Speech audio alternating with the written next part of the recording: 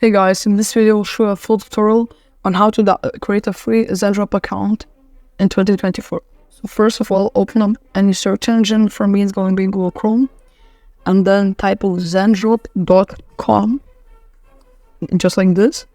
Then you don't need to watch a video. You can click login or get started now, then click sign up, and then type in your first name. I'm just typing a fake one, and now create a password, and agree to. If you want free TikTok address, click the button, and then you can click create account. And now you don't need to claim a special offer or anything. Go out, and then if you have a store connected, or pick anything of these ones.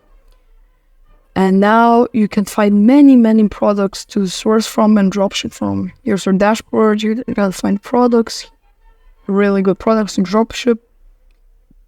So yeah, basically that's it. I hope you enjoyed this tutorial. If you did, consider liking.